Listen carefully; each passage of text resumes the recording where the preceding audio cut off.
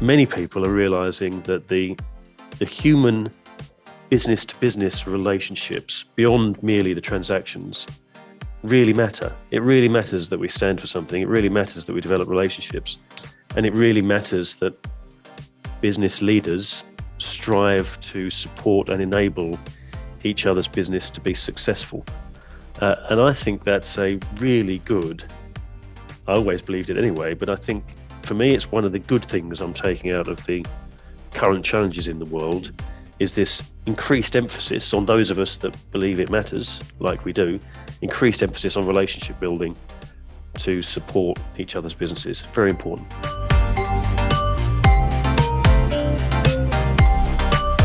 Good morning. I'm Andrew Henderson, the CEO of Sims International, and welcome to our latest in Making IT Happen podcast. We're delighted to be joined today by Miles Adcock from Concurrent Technologies. So thank you and welcome to our podcast, Miles. Thank you, I Andrew. think probably for our listeners, if you'd like to give an introduction to Concurrent Technologies and yourself, please. Okay, I'll be delighted to. So I joined Concurrent Technologies as Chief Executive last June, so almost a year. That followed 25 years for me being in technology businesses, mostly defense and aerospace.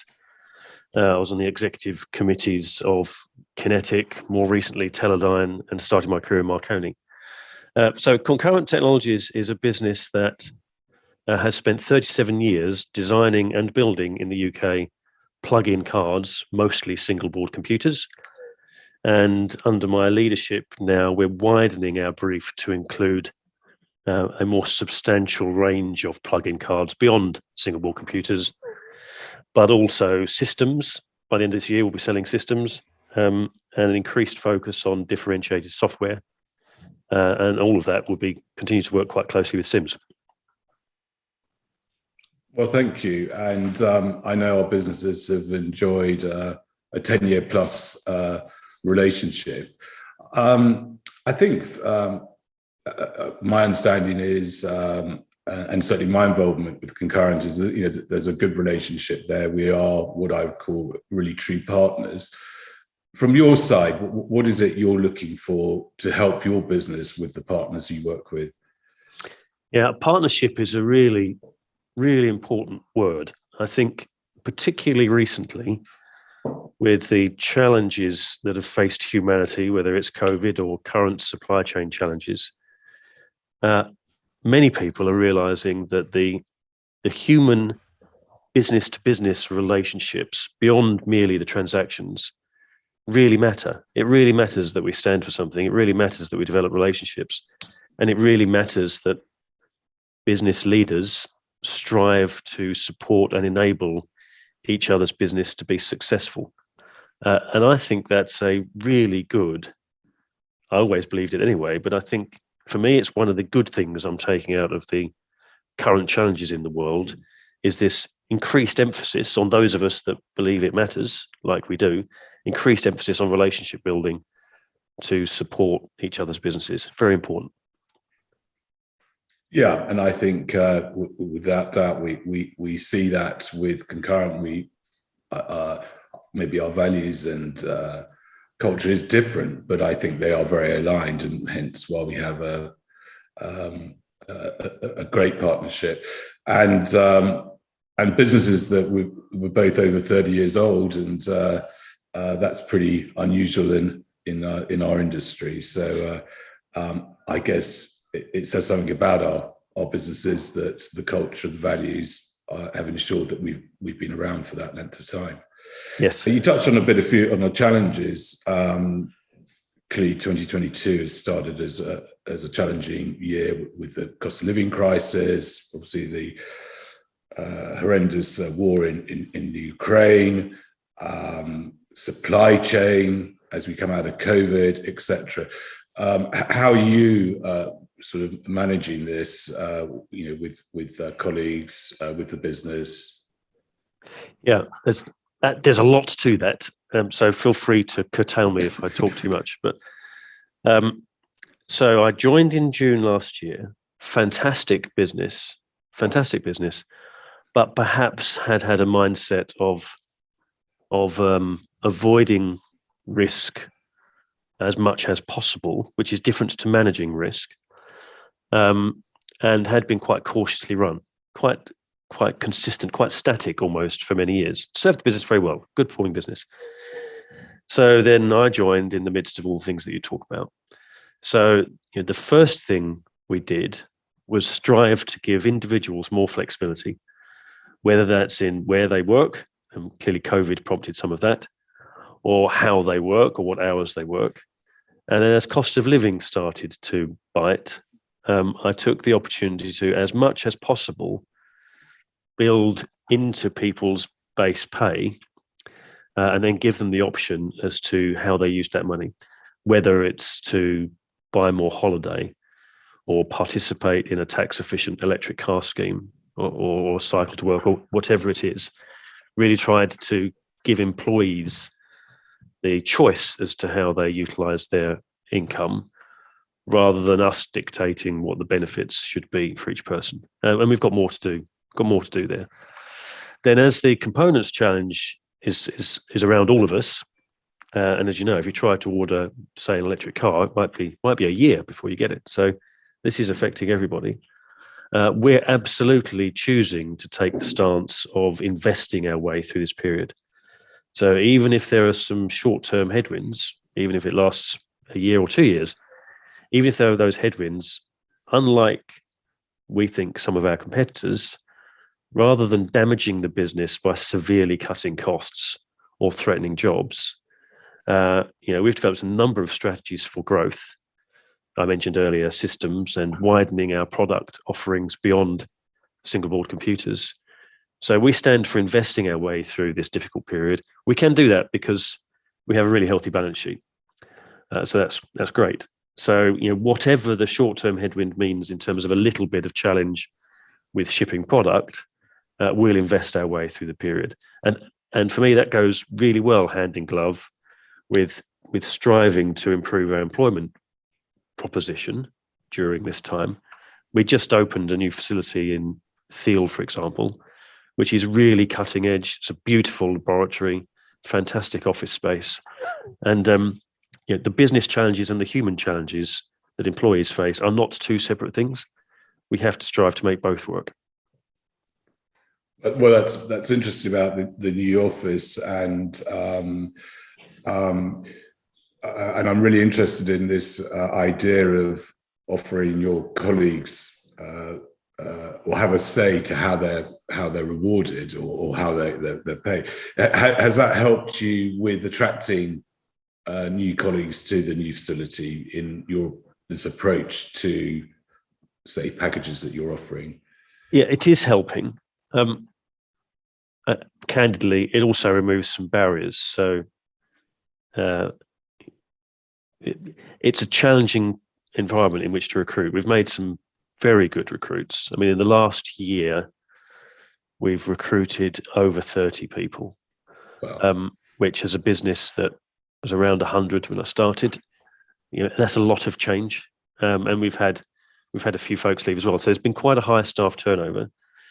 But being as attractive as possible to new starters, as well as building that loyalty with folks who've been in the business for a long time, is a really important balance to make. A lot of businesses, in my opinion, still have practices that almost penalize new starters under the guise of rewarding people who've been in the business for a very long time. Well, with the market as it is, it's got to be a fantastic proposition for new starters, as well as building that depth of relationship with people who've been here for a long time. Yeah. And lots been written about, I think the most used term is the hybrid working. What's your personal view about, say, for example, yourself, are you somebody who is in the office 5 days a week, or do you choose a sort of 3-2 model? And are you letting colleagues decide themselves? How are you managing this at the moment? I'm strongly of the view that every person is different. So the relationship between an employee and their line manager is clearly really important. And it's their dual responsibility to make sure that there's the best balance between working preferences and performance. At the end of the day, it's a business, so we have to perform. So I don't stipulate any hard rules like 3-2 or whatever. Personally, I'm often working from home a day, maybe 2 a week, depending on other travel arrangements. And we need to stand for being a global company where we'll hire talent wherever it is. I mean, it's convenient if people happen to live near to where we currently have offices. Primarily, that's Colchester, Reading, and Woburn in the US for us. But increasingly, we've got employees who live hundreds of miles away from those facilities, and we have to make that work. Yeah. And I see in your the financial report, there's talk of 8 new product releases or you're planning 8 new product releases in 2022, and also I believe you're part of the Open Group SOSA or SOSA. Yeah. I presume these are 2 key strategies for your sort of planned growth in 2022 and onwards. Absolutely. So for a business like ours, launching products at the right time in the market is absolutely critical. It is the differentiator. We've got lots of competitors in the world of embedded systems, so having the right product at the right time, I absolutely obsess about. So one of the areas of a lot of focus, and where quite a lot of that recruiting has happened, and where we've introduced much more modern tools of the trade, processes and practices, is in our R&D team, where broadly, I'm quite bullish now being able to say to the market, we'll launch approximately twice as many products per annum with a design life cycle that's maybe half of what they used to be. And I think, I know that's going to make a real difference. It's a real differentiator, particularly at the moment where a lot of folks are cutting costs, or perhaps are letting the challenges with supply chain also slow down their mindset on product development. Personal view. I think we should take this time to be as assertive as possible on being really fast at developing product and hitting the market as early as we can. Really important. Yeah, no, I'd agree. And for both our companies, and I guess as CEOs, this supply chain is something for a bit of an unknown. We don't know how long it's going to last. What sort of actions are you kind of taking to protect the business from these challenges? An important thing to understand about this business is we tend to get designed in. So our customers will first of all take an evaluation board from us. So as soon as we've designed that product, we want to have an evaluation board ready so that customers can compare us to other options that they might have. And then we get designed into a manufacturing program that may last many, many years as that customer makes their product. So the first thing to note is once we designed in, assuming we perform sufficiently well, which we absolutely do, then there's no imperative for the customer to swap and change. In fact, it's a problem for them because typically they'll qualify their product with our product inside it. So then the most important thing becomes that we are no worse, or hopefully better, but not materially worse than other people in the market at providing product as quickly as we possibly can. And so the actions we're taking are we order parts based on a long-term forecast now. So we don't wait for purchase orders to be in our hand from customers. We're putting our cash to work, ordering parts further in advance. Relationship building with our key suppliers, really important. So rather than just being a transactional buying relationship, a stronger business-to-business relationship really matters because you always find that you can help each other if you start to do that. And then a lot of suppliers and distributors are becoming more innovative with offering services and solutions that help navigate components challenges, whether it's more progressively scouring the earth for the right kind of product or managing buffer stocks or whatever it might be. So we're forward leaning on all of those options. And the other thing for us is we've got a sizable and very competent engineering R&D team. So if there are particular components that look like they're going to be a long-term issue, then we can work internally and with our customers to design them out and replace them with something else.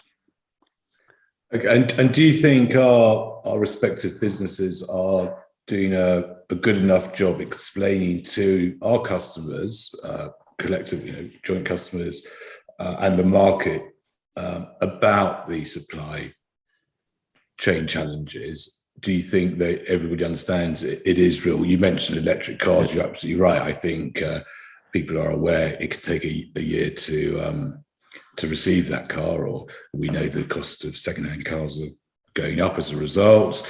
But do you think our businesses are doing a good job in communicating the challenges? Do you think there's, I guess, a podcast like this is an example of where two CEOs are talking about something that is real?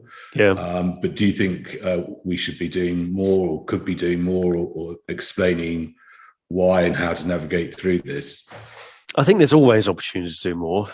I just think that's a truism, but I think companies like ours are making as positive a set of outcomes with this situation as possible. I see it as we're being prompted into being even more proactive, even more progressive, even more involving with stakeholders, which will serve us well now and as the components challenges ease.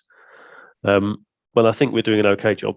The challenge is, of course, customers will remain frustrated, and some customers very understandably have urgent requirements and don't have the luxury of being overly sympathetic to the supply chain, even though they intellectually understand what the challenges are. What we've experienced, though, is broadly any customers who are experiencing slight delays, and we're doing pretty well actually through this, but any customers that are experiencing slight delays, typically they might be frustrated, but they're also very supportive. We've had a handful of customers who are very large companies who've chosen to go to their own supply chain teams to see if they can secure problematic parts more quickly than we can. And thus far, the feedback has been, no, Concurrent Technologies, you're securing your components just as fast as anybody else can, maybe sometimes quicker. So long may that be the case. So I'll summarize that. Our customers are mostly very happy. For those who are experiencing some delays, that frustration generally comes with high levels of support as well. They understand. Yeah. And you touched on your US operation. Is that a replica of what you do in Essex, or is it a different? Does it perform different? No, until now it's entirely been a sales and customer support office for the product that's made in the UK. The big change we're driving in the US is we're qualifying a third-party build-to-print manufacturer.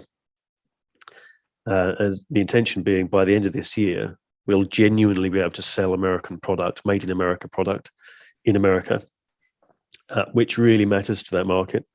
So the Biden administration, for example, has increased the requirement in federal programs to have, I think, 75% US content from 50.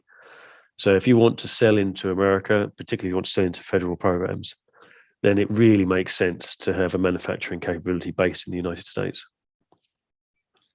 Okay, and I guess we use the term global supply chain issues. I guess the challenge you face in the UK are absolutely the same in the US. Exactly. Yeah.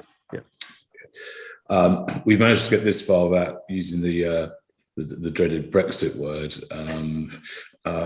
So from Sim's side, we're hoping to have an operation in the Netherlands open to start trading from July 1st. As a consequence to the challenges we found as a business operating in Europe, but also as a requirement, a number of our customers are asking that we're able to do that. Have you had the same challenges with Brexit, or do you have any plans, or what's your view about your European business? For us, our European business is large. The US is about 40%. Europe is similar. We haven't yet seen any downside of note as a result of Brexit.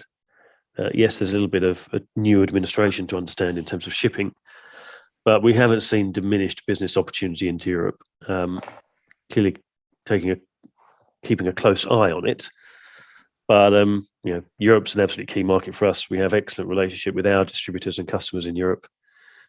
Should that, for any reason, change, Brexit or otherwise, then yes, we'll adapt strategies to deal with that. But at the moment, it's going extremely well with Europe. Okay, so that's a significant part of your overall global business. Yes. We talked earlier when we were introducing about all things environment or green. You mentioned, and I think it's fantastic, offering your colleagues the opportunity for electric cars, salary sacrifice.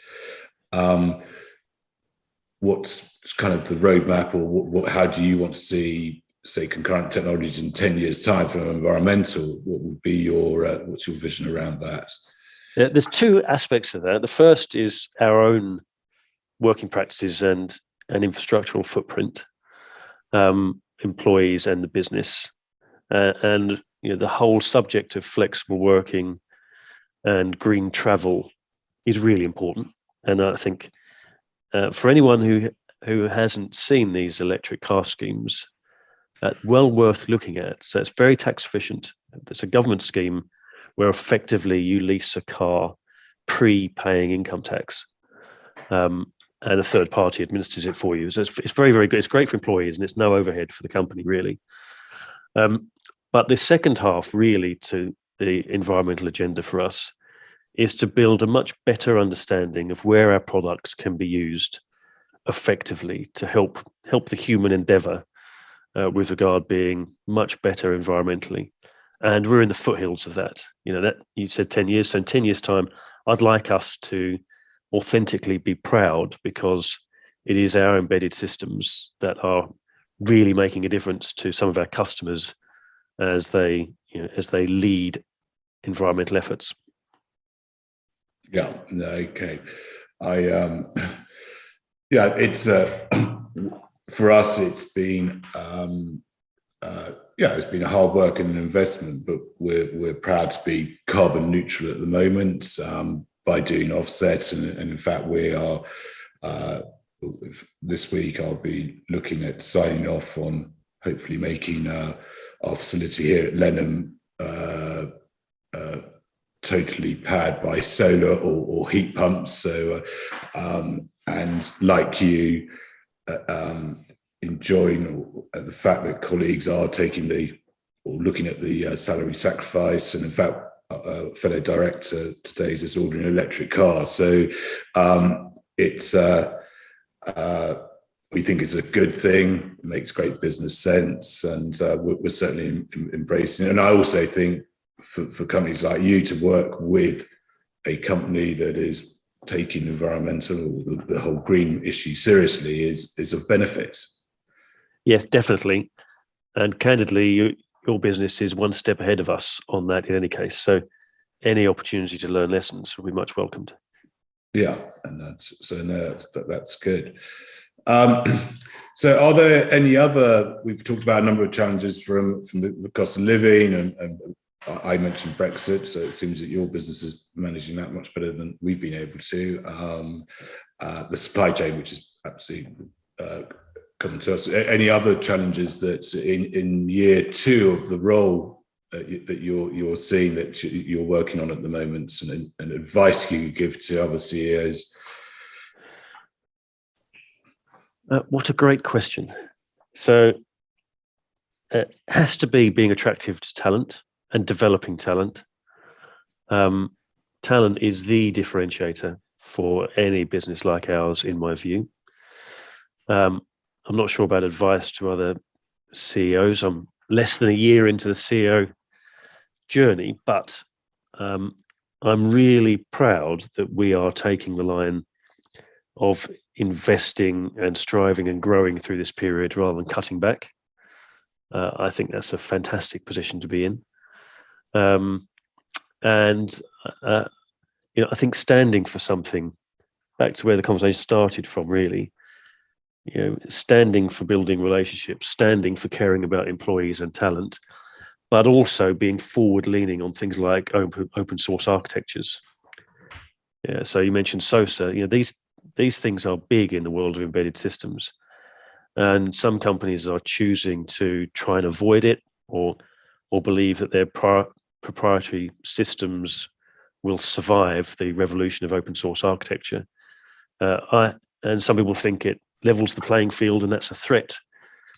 Yes, it levels the playing field if you engage in things like open source architectures, but it also means you have to be more innovative, creative, and performance focused, so that you differentiate your product in ways that excite and matter to customers, rather than seek to keep them penned into a proprietary system. So navigating that is probably, from a technical perspective, our biggest challenge and opportunity in the coming year.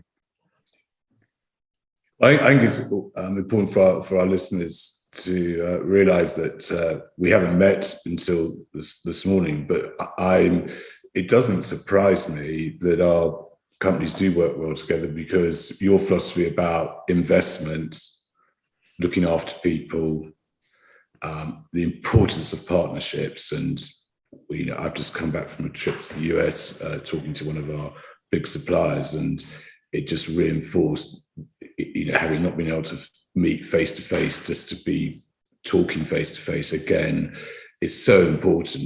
And if you do all of that, then you're in pretty good shape to look after your customers. And I think, as I said, we haven't met or spoken before today, but clearly our companies are very similar in that their approach to the world, as it were, and wanting to be just a good business. Yes.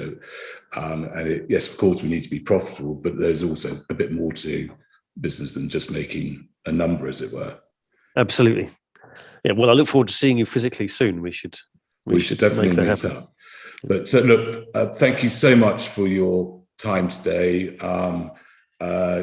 You mentioned very humbly about not being able to give advice as only being a year in. I've actually learned a huge amount from today. So thank you. Really, really appreciate your time. And we will meet face to face. Thank you very much. Yeah, much appreciated. Take care.